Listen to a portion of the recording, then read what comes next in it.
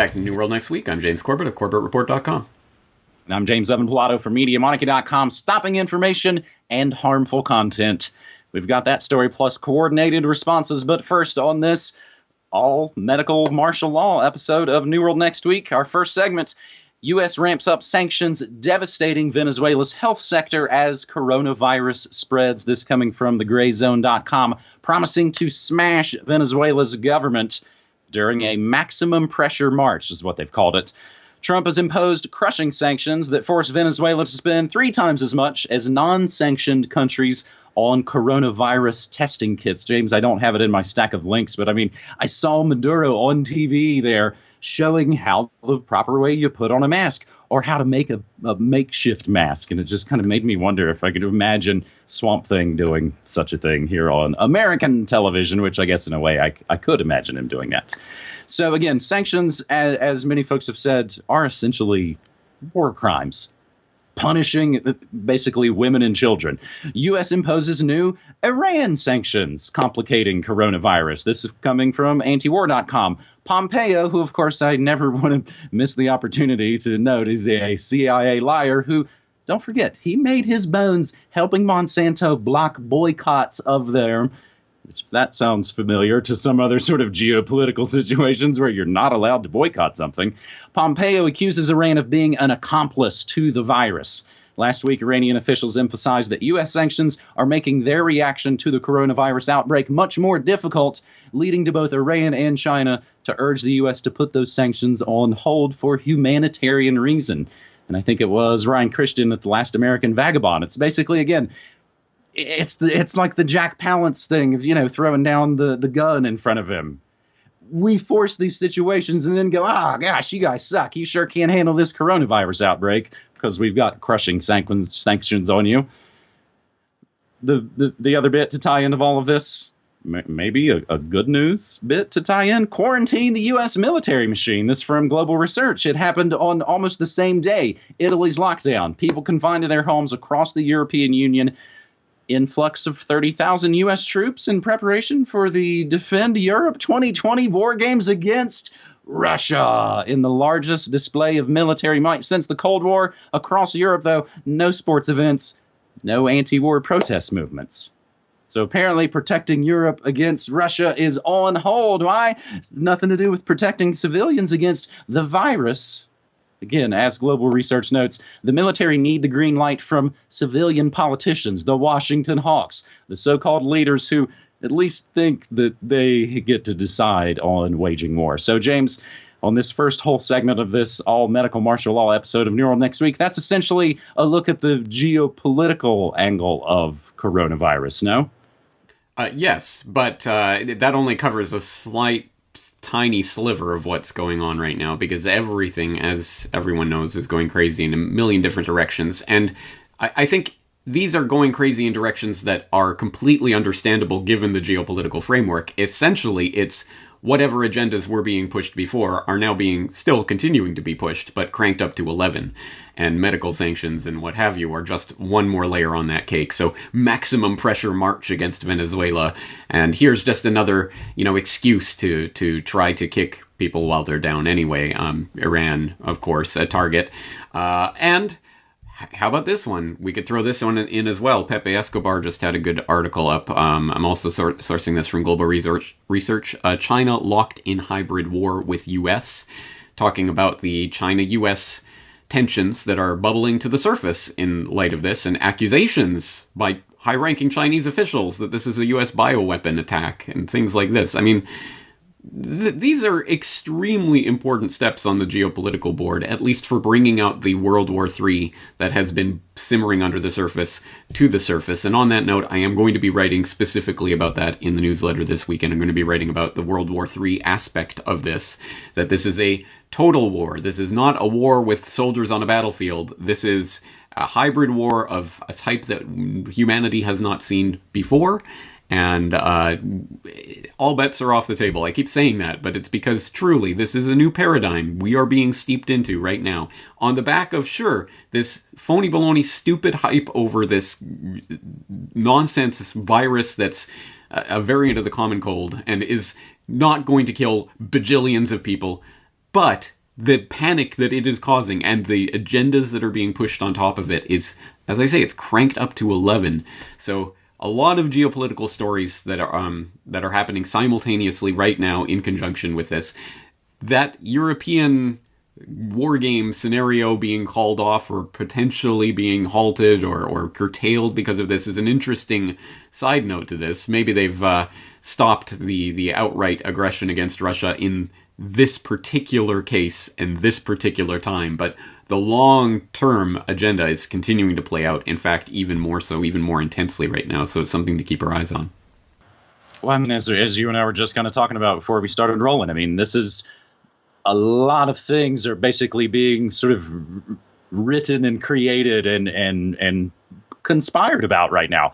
Things that many people will work for many years to try and suss out and organize and make sense of. And we're kind of in the middle of the swirl of all of it right now, James. But again, if we've each been doing this for 15 years, this specific type of work for 15 years, we've seen this. Again, they're able to kind of make these big, like you said, Spinal Tap note, because it all does seem like satire, crank to 11. They use these sort of events to move all sorts of other pieces on the board, like, again, some sort of distractionary thing, not to get into the discussion of this is a distraction for blank, but it's a distraction for blank, blank, blank, blank, blank, just a ton of things. So on the second segment of this New World Next Week, episode 401, IMF prepares $1 trillion bazooka. This coming from activistpost.com. IMF Director Kristalina Georgieva.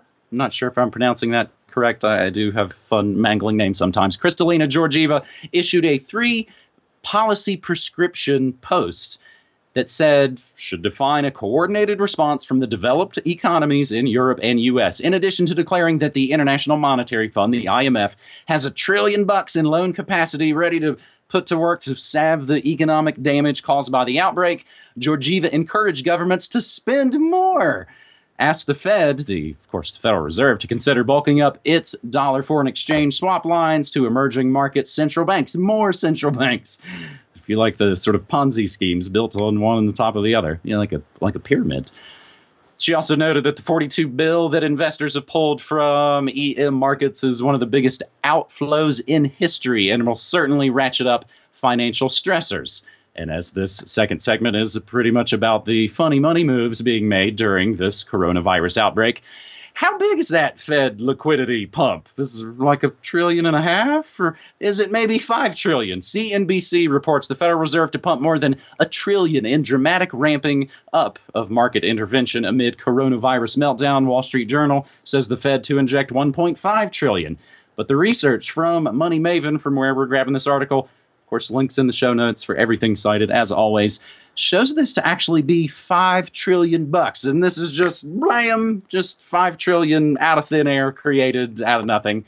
Sidebar note, this day in history, the U.S. went off the gold standard. Meanwhile, global economic coordination not happening in virus crisis. James, this actually coming from JapanToday.com, who notes, when the global economy melted down in 2008, which, like Max Kaiser called that was a controlled demolition of the economy. World leaders swiftly created an international forum to boost economies by spending more and keeping trade open. Central banks announced rate cuts within seconds of each other. And James, actually, this just in, and since I'm actually really into it now, I created the new archive.is link so we don't have to give any traffic to the Associated Press, but they are saying just a couple of hours ago, New York Stock Exchange is basically going to close its trading floor. It's going to go all computerized as of Monday. So it's also fun to note, fun maybe isn't the word, how many times the New York Stock Exchange has essentially gone, no, wait, time out, no fair, and basically get to stop everything because it's not working out in their favor. So if this is, James, as I think probably a lot of people have said or noted, is 9/11 in slow motion. A 9/11 in slow motion. This essentially is like the Building 6 portion of our show, where, apart from, of course, the bloodshed and death tolls and rampant police state actions, this is like the put options, the $300 billion in silver and gold bars down under Building 6 being heisted from underground tunnels, essentially the Die Hard 3 scenario of distractionary terrorism covering up a bank job. How's that for a media monarchy type analogy, James? Excellent. And you did some deep dives there that people are going to have to, if they don't know, get up to speed. Where you've been the last couple decades. Yeah, Die Hard 3, the gold heist scenario, or the money heist scenario, and all of that, the distractionary event, blah, blah, blah. Yes, and you're exactly right. One of the most important things that is happening right now is the economic side of this, and something that we'll be dealing with for years. Guaranteed. This is going to profoundly affect people's lives. And, of course, this is just the excuse trigger event, but it is triggering. That's what we have to concentrate on right now, and what's happening as a result of this. I found that article very fascinating about global economic coordination not happening in virus crisis, where they lament, back in 2008, 2009, everyone came together. Remember that London G20 where Gordon Brown declared a new world order to save the earth, and all the central banks acted together, and look how they buoyed the economy, and everything was perfectly fine after that, right? Yeah, we hit the lows in the Lehman collapse era, and then straight up like a line to record highs on the stock markets. Yay, right? Economy fixed. That was the narrative. Of course, that was the narrative they pumped. Now we're getting these articles like, well, they're not doing that this time. We need more global economic coordination. And this is exactly what I'm expecting. A fail forward. People are saying, Patrick Buchanan wrote an op-ed recently, globalism is extinct, or globalists will go the way of the dodo, or something like that. Basically saying, this is everything against the globalist agenda. It's showing that we have to close down borders and hunker down and be self-sufficient and all of this, so globalism is dead.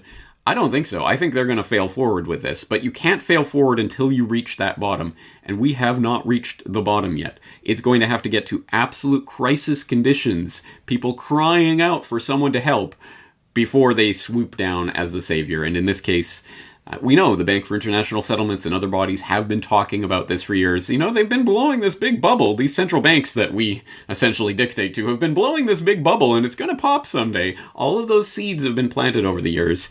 And when it truly hits the bottom is the point at which we're going to see global economic coordination. That's going to be very interesting to see the way that plays out and what that means in terms of a new monetary order, because we're not just talking finance or economics here. We're talking monetary, and where the dollar goes from here. Again, such massive moves that I can't even begin to start articulating them now. I will obviously be covering this in extensive detail from here on out, but people, please keep your eye on the economic side of this. This is a huge part of what's taking place right now. And as I say, yeah, the trigger event may be all hype and phony or whatever, but the event itself is very real, and it's going to start affecting people's lives in a very real way. Oh, yeah. An analogy could be, there might be blanks in the gun, but everybody's freaking out because they heard gunshots. And the effects from that, we're all basically going to feel. I mean, James, the U.S. is already talking about some fuzzy quasi-form of universal basic income, which is what all those crazy socialist countries do. So, speaking of coordinated efforts, our third and final segment on this all-medical martial law edition of New World Next Week pretty much turns to the cyberspace war angle of the coronavirus panic pandemic. FAANGsters issued joint statement on misinformation, this coming from TechCrunch.com, in an unprecedented move to reassure customers and flag the potential for misinformation about COVID-19 on their platforms. All of the major social media companies and their parent corporations, as they have, of course, coordinated before when it was time to remove wrongthink from all of their platforms, and they do it in a coordinated effort, right, in a strike all overnight at the same time. They do it again, surprisingly. They all issued a joint statement on their efforts. We invite other companies to join us as we work to keep our community safe and healthy, the statement read. Last week, U.S. Chief Technology Officer Michael Kratsios held a remote meeting with representatives from, of course, the FAANGster corporations on how to coordinate various efforts related to COVID-19, including fighting disinformation. Now, the Washington, CIA, Amazon, Whole Foods Post, and Politico reported that the White House asked, and this is, you hear me say, you may have heard FAANG. I've turned it into FAANGsters, and it's FAANG. That's Fedbook, Amazon, Apple, Netflix, Google. In this case, they're reporting the White House asked Google, Facebook, Amazon, Microsoft, Apple, IBM, Cisco, and poor little Tweeter for help. So, James, the interesting bit related to this, the YouTube blog post about this, about how they're gonna, crack down. It would not load for me at all. I turned my VPN off for a second to check. I turned my uBlock origin off. It just wouldn't load for me. So it brought me running back again to archive.is. So we are again not giving any traffic to Gulag. The YouTube creator blog post protecting our extended workforce and the community, where users and creators may see increased video removals, including some videos that might not even violate policies. This is what they literally wrote. We won't issue strikes on this content, except in cases where we have high confidence that it's violative.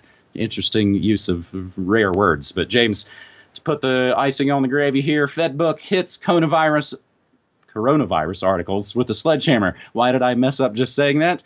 Because activist posts essentially put a bunch of asterisks in the word, much like you have to edit out swears or something. This is pretty much what we've come to. Articles from mainstream publications and vetted online venues are now apparently being removed from FedBook for simply mentioning the word coronavirus. As of today, FedBook Newsroom has a post stating it's dedicated to providing accurate information to the public about the coronavirus epidemic, keeping people safe and informed about the coronavirus. In order to do so, Facebook declares it will be stopping misinformation and harmful content, among other virtuous actions. It appears, however, Facebook is censoring willy-nilly without any regard to content. And James, we've kind of talked about this before, where history professors were finding their videos of Nazis giving speeches being taken down from YouTube because, it's Nazis, you can't have it. I think the Seattle Times fell under this from Facebook. So we're basically at the point where we need code words to talk about the things we're trying to talk about. I mean, before they maybe wreck the internet, James? I don't know. Yeah, and the Seattle Times article that you're referencing that got hit by this Facebook censorship, if I'm not mistaken, is the one they're reporting on. Oh, by the way, the US government is now trying to get all your geolocation data in order to track the movements of people who have coronavirus, because that's going to be, again, I cannot stress this enough, this is the new paradigm. The war on terror defined the post-9/11 age. Now we have the war on bioterror. They're probably not even going to call it bioterror, but whatever they call it, this is the new biological age that we're moving into, where everyone is a suspect asymptomatic carrier. And so now we need all your geolocation data so we can track everyone that you've met in the past couple of weeks. The Seattle Times of all places reports on it, and Facebook censors their posts. Absolute craziness. Of course, they're still fine-tuning and dialing in the right censorship buttons, but this is what it looks like. And as I say, cranking every agenda to 11, the online censorship agenda, probably 12 at this point. I have more to add, even in just the few hours since we compiled this list of stories. Here's a brand new one, hot off the press from the Ron Paul Institute, Daniel McAdams. Facebook censoring Ron Paul based on bogus PolitiFact fact check, where it's talking about Ron Paul's recent video on the coronavirus hoax is now being censored by Facebook, obviously enough. I mean, how can you have those words together without it being censorable?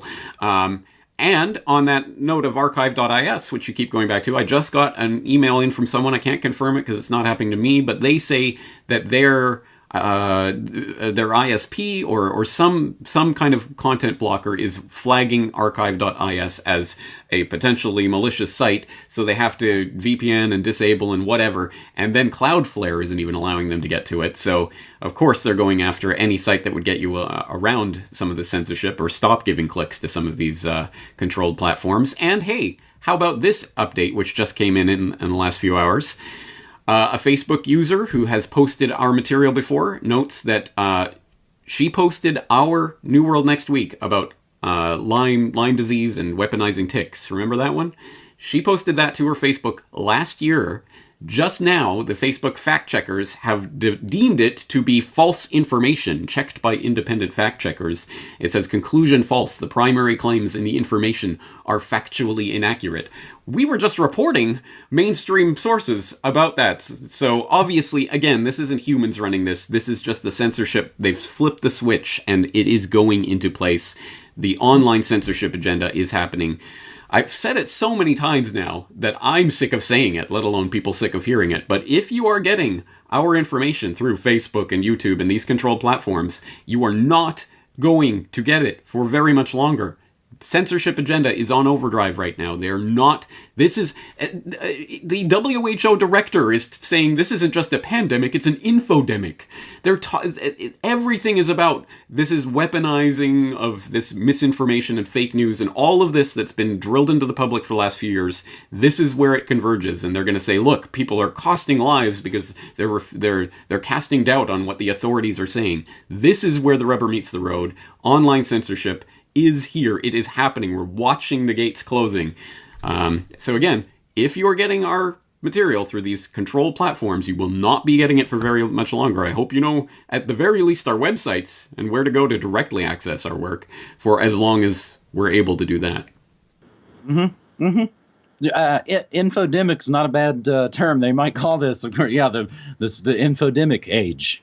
As, of course, truth and viruses and everything kind of smashes together in the post-Trump era.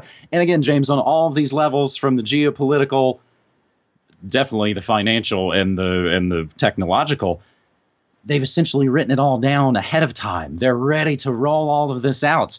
Maybe the I-911 still is the other shoe that I think a lot of people are afraid has yet to drop that could be part of this sort of coronavirus infodemic. James, in wrapping up this episode, how are you guys doing? You and your family doing okay? No marauding bands of crazies yet?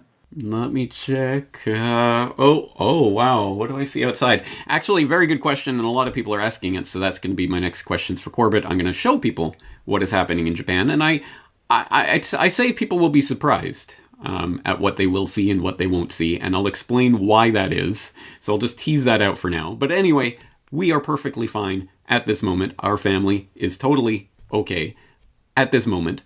And we are prepared for a number of eventualities. But unfortunately, when the entire world starts going crazy, you can be the island of sanity, but you still depend on connections with other people and the world around you. So as things start to get crazy around you, it's hard to be a completely walled-off island and a walled-off garden, which is why I think this is going to start affecting everyone, even people who think that they are quite isolated. Well, and you know, luckily, this is funny. It's the first time it made me thankful I'm down in New Mexico, as we were one of the last places to have any confirmed cases. Idaho, which is where I was going to be going here in just a few days, but my Tree Fort Big Music Festival, of course, has been postponed. Idaho was one of the last places, but you know what? The very last place in America to have a confirmed case was, of course, West Virginia. James, I think I have a pretty cool island community, as it were, for Media Monarchy. See how I did that transition there? But even I was thinking about it as we were talking about, you know, I use Discord a lot for my chat stream, for the Media Monarchy memberships. We do nearly everything in there. Meanwhile, I've been trying to build my own website for the eventuality, because even before all of this, it was like, oh, I could wake up any day and Google or Amazon or whoever will buy Discord, and of course it'll start to go downhill and my desire to be there would evaporate. But it's still working. It's still working so far. And again, I mean, in some ways, alternative media, we were maybe well positioned for something like this. But it ain't going to work, of course, if everybody loses all of their jobs in their way to sort of make any money. I do really think I've got a pretty cool, fear-free, kind of level-headed bunch of people hanging out in the Media Monarchy community each and every day, 24/7. And again, I stream like a radio station, 8 hours a day, Monday through Friday, 9 to 5, news, music, memes, and more. I think it is like the best radio station you never heard. So, James, now more than ever, we really need people's support. I have a post office box. So if people hate all the internet money and all that stuff, you can send me your dirty, dirty cash to the P.O. box that's listed at my website. Again, James, as you and I have said, we don't care how people support us, which platform you're mad at or which platform you prefer. We use nearly all of them. Just any way that you can support independent, non-commercial alternative media. James? All right. Thank you for being out there and doing the work that you do. It's more important than ever before for information in a reasonable way to be out there and to be presented. So I'm glad there are people like you out there doing it. Let's continue doing it, and we'll meet again next week. Yep, because I won't be at my music fest, so we'll be here for another mural next week. Okay, well, I can't say I'm looking forward to it in that sense, but anyway, I'll be here, and I hope you will too. This is New World Next Week. Talk to you again next week. All right, buddy. Take care.